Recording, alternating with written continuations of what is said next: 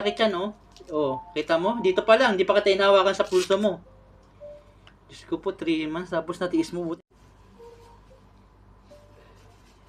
Hmm. Hmm. Hmm. Diba, sarap?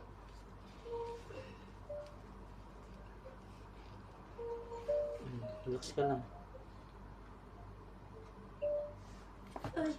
Relax lang, relax. Yan, sarap, no?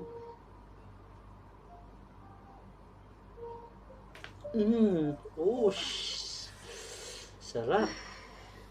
Para kang nakahinga. Di ba?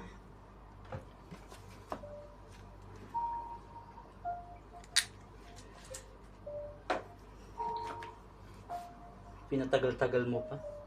Kasi wala naman ako makita. Tapos search yun. Ko po, saan ka nagpahilot na yung ano? MS pa. Saan nga yan? Sa Mia din. Malapit din sa Holsa. Ilang beses ka ginawa? Doon ako lagi nagpapamassage. Tapos nagpapahilot. O, tapos, walang nangyari? Wala.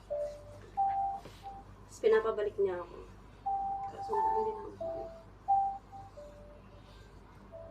Gusto ka din po ka. Hindi yan, yung ganyan ka lang yan. Di pa natin nanayin yan. Yan. Okay, no? Balik lang natin. Oh, isa pa.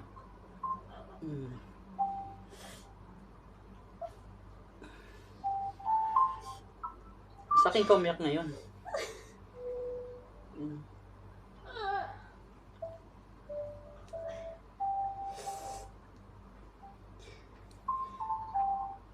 Yun, sarap.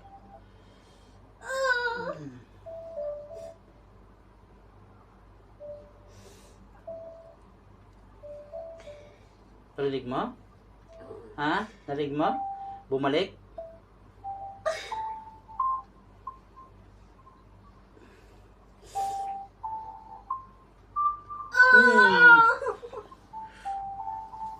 Sarap.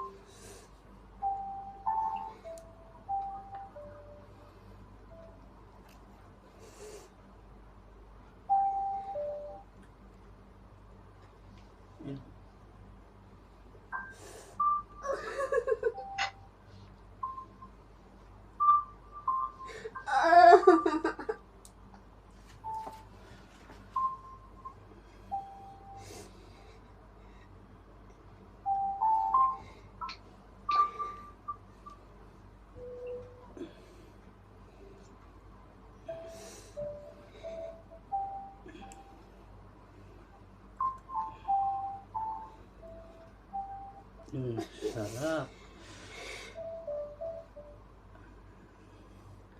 At least, tapos na yung paghihirap mo.